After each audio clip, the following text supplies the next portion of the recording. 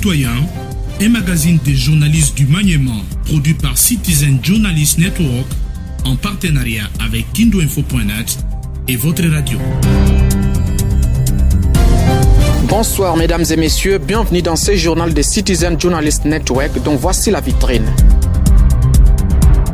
Les victimes des inondations du fleuve Congo plaident pour une assistance tant du côté des autorités que des personnes de bonne volonté. Plusieurs maisons et biens ont été emportés par les eaux du fleuve suite à cette catastrophe naturelle. Vous suivrez quelques victimes dans ce journal. Le coronavirus, on en parle dans ce journal. Le gouvernement provincial vient de doter la DPS des matériels de protection contre ce fléau mondial. C'est le gouverneur des provinces qui a présidé à la cérémonie de cette dotation. Si vous nous écoutez à Kibombo, je suis Gustave Bakou Kawandolo à la présentation. Tout de suite, les détails. Journal du citoyen. Tout sur la province du Maniema, traité par des journalistes professionnels à la pointe de l'actualité. Bonsoir. Toujours pas d'assistance aux victimes des inondations sur le fleuve Congo dans la ville de Kindu. C'est depuis le début de la semaine qui vient de s'achever que plusieurs familles passent nuit en dehors de leur ménage suite à cette catastrophe naturelle. Une centaine de maisons ont été envahies par les eaux du fleuve Congo, causant ainsi la perte non seulement des murs, mais aussi des biens. Les victimes qui ne savent pas à quel sens se vouer sollicitent une aide non seulement aux autorités provinciales, mais aussi à toute personne de bonne volonté pour leur hébergement. Suivez quelques victimes. Nous souffrons beaucoup avec la parcelle qui a été détruite par les eaux et aujourd'hui nous devenons des locataires. Aujourd'hui nous n'avons nulle part où aller et nous vivons dans des familles d'accueil. Nous avons beaucoup d'enfants et nous manquons de la place pour mettre nos ustensiles. Avec nos divers bagages, nous passons nuit à la belle étoile. Le fleuve n'a pas encore connu de tillage. Où est-ce que nous allons habiter? Et même la famille d'accueil risque de se fatiguer. C'est pourquoi nous demandons au gouvernement de nous venir en aide. Qu'on nous vienne en aide pour que nous puissions rentrer dans nos maisons et que nous puissions rester avec nos enfants, nos familles. C'est cela ma demande. Quelle est la situation actuelle dans la ville de Kindu? Shadrach revient avec plus de précision. Des maisons, des champs, des étangs piscicoles et bien d'autres sont engloutis le long du fleuve, laissant à l'occasion des familles sans abri. Dans la commune d'Alongoli par exemple, le bloc Kanyabayonga et Zimo sont dans les eaux du fleuve et ses habitants vivent pour certains dans des familles d'accueil, tandis que les autres passent leur nuit à la belle étoile aux abords du fleuve. Dans la commune de Mikelenge, une partie du beach Kosa Kosa, les marchés Mendako et les blocs Mbandaka sont totalement engloutis. Dans la commune de Kasuku, le lieu de captage de la régie des eaux n'est pas épargné. Une grande partie du marché est Lila, la chaussée asphaltée du beach central, les restaurants Bar Les Palmiers et d'autres endroits se voient traversés par les eaux en débordement. Les très prisés restaurants-bar Vero Beach ne se voient épargnés que d'une seule paillote, ce qui n'est pas le cas pour les centres de lecture et d'animation culturelle de Kindu qui cède sa salle de réunion, sa cour intérieure et quelques appartements aux eaux. Il en est de même pour une partie de sa bibliothèque qui est aussi envahi. Merci à vous Shadrach. Cette même situation des inondations est signalée dans plusieurs villages riverains du fleuve Congo dans les territoires des Punya. Selon la société civile qui nous a livré cette information, plus de 463 maisons sont envahies par les eaux du fleuve. Cette structure citoyenne plaide pour une assistance rapide aux populations victimes. Dieudonné Zingu Alimassi revient avec plus de détails. Ce phénomène naturel n'a pas épargné les territoires des Punya. Dans certains villages riverains, comme par exemple à Kowe, Ligne Henri, président de la société civile du Congo, antenne des Punya, indique que plus de 463 maisons sont envahies par les eaux du fleuve Congo. Les malheurs ne viennent pas seuls, dit-on. Ces eaux détruisent également plusieurs champs des habitants, pendant que ces derniers se trouvent à la période de la moisson. Selon toujours la société civile du Congo, antenne des Punya, des plaidoyers sont faits pour que certaines familles commencent à passer nuit dans les écoles de la place. Ligne Henri. Présentement, je suis à Kowe. Je suis venu juste faire le suivi pour le problème de déplacés, mais notamment, on a constaté que l'inondation a fait des catastrophes ici. Il y a plus ou moins 463 maisons qui sont détruites par de l'eau en inondation à Kowe et ses environs. On a un peu listé ici à Kowe presque 63 maisons et à Ulindi c'est plus ou moins 160 maisons et aux environs de Kowe c'est plus ou moins encore plus ou moins 100 quelque chose de maisons encore. C'est pourquoi on a fait un peu la collecte de toutes ces données. On a trouvé 463 maisons qui sont détruites ici à Kowe.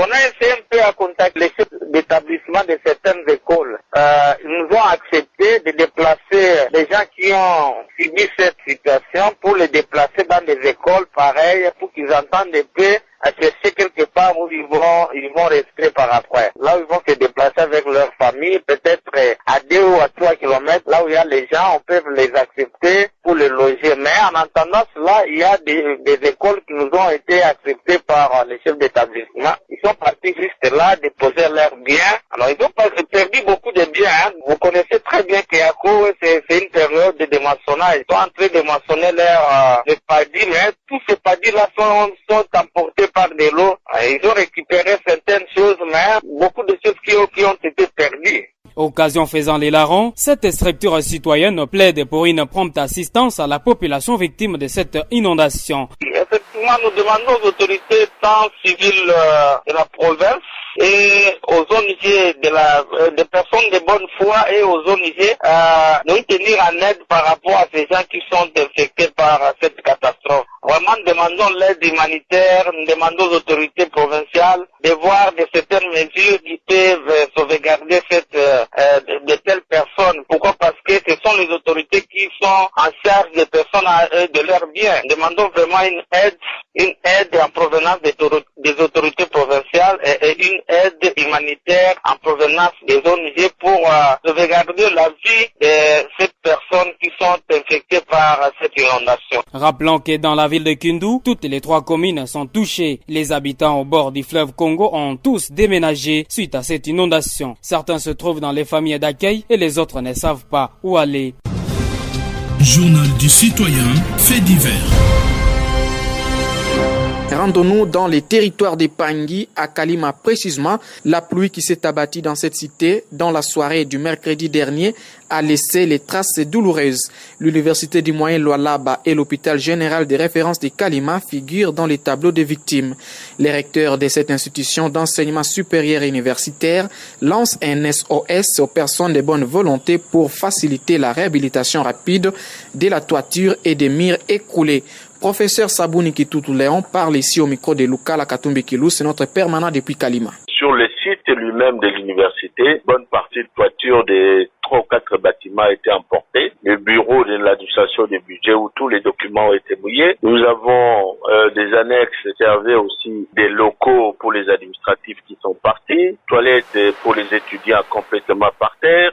S'agissant de la résidence du recteur, là aussi, plusieurs tôles qui ont été emportées. Et il y a une côté de la maison où nous avons alerté un peu toute la communauté et ça n'a pas tardé. J'ai été moi-même surpris par l'élan de générosité. Au moment où je vous parle, nous avons réuni les nécessaires pour faire l'intervention de l'honorable Matenda. Tout de suite, il a parlé avec les gouverneurs de la province qui nous a promis 100 tôles. Après, l'honorable Kokonyang à son tour a dit mais qu'est-ce qu'il vous faut encore? Nous avons fait des estimations. Il a dit moi je vous donne $300.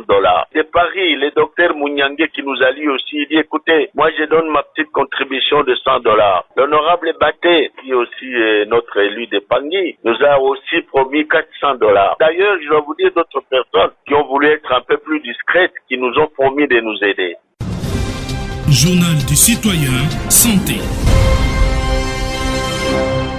Ce journal se poursuit, mesdames et messieurs, le coronavirus. La population est confrontée à une crise sanitaire mondiale sans précédent depuis près de 75 ans dans l'histoire du monde.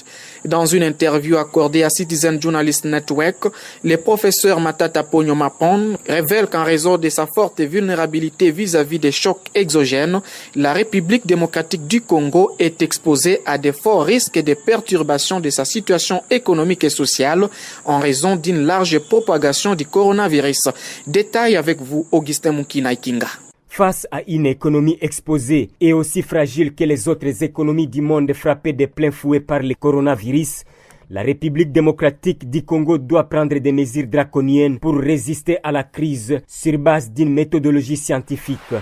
Le professeur Augustin Matata Pogno, ancien premier ministre de la RDC, a fait des projections sur les conséquences de Covid-19 face à l'économie de la République démocratique du Congo. Les signaux sont au rouge. L'activité minière pourra baisser de 20% en entraînant la baisse des PIB. D'autres indicateurs sont également visés. Le taux d'inflation prévu à 6,5% à la fin de l'année pourrait passer à 64% alors que le taux d'échange à 2269 francs le dollar en entraînant plusieurs autres baisses majeures. Nous avons noté que les recettes fiscales pourraient diminuer de près de 550 milliards de francs congolais d'ici décembre 2020 si évidemment des mesures correctives d'envergure ne sont pas prises. Dans cette situation, les soldes budgétaires de l'État, c'est-à-dire les dépenses publiques comparées aux recettes publiques, pourraient passer de 557 milliards de francs congolais à près de 1140 milliards de francs congolais. Quelles seraient les conséquences macroéconomiques? Face à ces tableaux préluisants, le PCA du Congo Challenge propose une ligne de conduite à suivre scrupuleusement. Nous recommandons la diminution de la taille du gouvernement dans le cadre de la rationalisation des dépenses publiques. Nous pensons, compte tenu de tout ce que nous disons, il faut un collectif budgétaire. Absolument, cela s'impose. Il faut prioriser les dépenses du secteur de la santé. Nous pensons qu'il faut absolument, dans les cas d'espèce, comme ceci a été fait dans ce même pays, que les factures d'électricité et de l'eau soient prises en charge pour une certaine période pour les ménages les plus fragiles qui sont durement affectés par cette crise de pandémie. Nous pensons qu'il faut que le gouvernement de la République puisse développer une stratégie vers les institutions internationales pour obtenir rapidement un appui budgétaire des circonstances. Parce qu'on le veuille ou pas, comme je l'ai dit, le déficit budgétaire risque d'exploser. Au grand mot des grands remèdes, les conséquences du coronavirus seront plus économiques que sanitaires. Il est temps que les décideurs se ressaisissent et respectent ces orientations. Et puis nous avons annoncé en titre, mesdames et messieurs, prévention contre les coronavirus au Maniema. Le gouvernement provincial vient de doter la DPS les matériels de prélèvement des échantillons de cas suspects. La cérémonie de remise a eu lieu au gouvernorat des provinces en présence des partenaires techniques et financiers du secteur sanitaire dans la province. Moussa Saïdi nous en dit plus. Cette dotation entre dans le cadre de permettre aux services de tutelle d'intervenir devant des cas éventuels du coronavirus dans le Maniema. Selon le gouverneur des provinces qui a remis ces matériels, le Maniema reste en alerte maximale pour prévenir cette pandémie qui secoue le monde entier. Ogi Mustafi Rinkola indique que ces matériels ont été acquis sur fonds propres du gouvernement en attendant l'appui du gouvernement central. On s'est battu pour avoir un peu de matériel pour nous permettre de prélever les échantillons et pour nous permettre d'envoyer ça à l'IRB à Kinshasa pour qu'au niveau de Kinshasa qu'on puisse nous confirmer si quelqu'un est atteint ou pas. Alors ça, ce sont des cas spécifiques. Alors on n'envoie pas ça dans n'importe quel matériel. Il y a des matériels bien déterminés et c'est pourquoi on a fait un effort pour nous permettre d'avoir ce matériel au niveau de la province Nord Kivu. Parce qu'on attendait que le gouvernement central puisse nous doter comme prévu, mais il y a encore rien. On était obligé d'abord de faire un effort pour avoir d'abord le premier matériel, pour nous permettre d'avoir, si nous avons un cas suspect, pour pouvoir prélever. C'est ce qu'on vient de remettre au ministre provincial de la Santé et au chef de division de la Santé. Nous nous battons pour nous permettre à ce que cette pandémie, s'il y a des cas suspects, que ça ne puisse pas déranger notre province. Et c'est pourquoi, par-ci par-là, nous allons pour nous permettre à ce que nous puissions rassurer cette population. Parce que ce n'est pas rassurer seulement la population, c'est rassurer nous tous, nous-mêmes. Nous sommes exposés à tout ça. C'est pourquoi nous devons veiller à ça en tant qu'autorité et en tant que concernés de cette pandémie. Pour prévenir l'entrée du coronavirus au Maniema, le gouvernement provincial du Maniema a pris certaines mesures. Un centre d'isolement a été apprêté notamment à l'hôpital général de référence de Kindu. Journal du citoyen, un magazine des journalistes du Maniema, produit par Citizen Journalist Network en partenariat avec KindoInfo.net et votre radio. Mesdames et messieurs, c'est la fin de cette édition du journal préparé par toute l'équipe rédactionnelle de Citizen Journalist Network. Dieudonné Nzingu Alimasi a participé à la rédaction, Augustin Mukina Ikinga, Ahmed Moussa Saidi, Lukala Katumbi Kilou. C'est tout sur la supervision de Shadrach Tambouelonde. Gustave Bakou Kabendolo était à la présentation. Merci à vous de nous avoir suivis et bonne suite de nos prochains numéros. De l'actualité au grand angle, en passant par l'éducation, la santé, l'économie, les faits divers et les sports, nous mettons l'être humain au centre du traitement de nos informations. Ce programme est à retrouver sur www.kindoinfo.net.